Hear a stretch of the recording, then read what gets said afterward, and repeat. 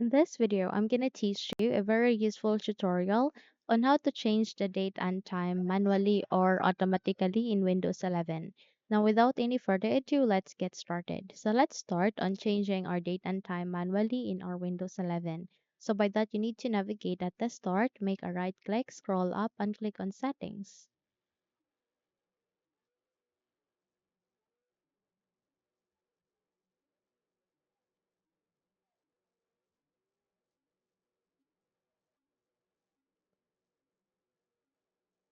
At the settings, you need to find for the left pane where you can see an option called Time and Language. Click on it.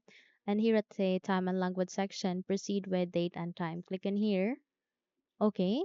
And from that, you'd be able to see this list of the option. So by that, you need to proceed with set time automatically. Please turn the switch off. And the moment you have disabled that one, you'd be able to open this another option where you can set the date and time manually. So please click on changed. Once you click on it, you can now change the date and time manually here in your Windows 11 where you can set the date manually, the month rather, and the date, and then the year. Okay, the present year.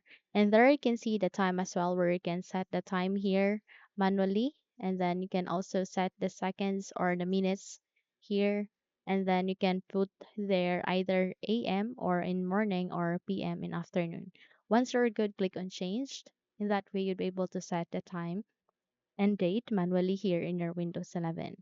On the other hand, if you would like to set time automatically, just navigate to the switched option where here you can turn it on. So turn it on and that way you'd be able to set time automatically here in your Windows 11 PC or laptop.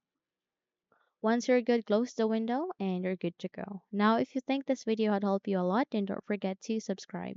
Hit the like button as well as the bell icon to be updated for more tutorials like this.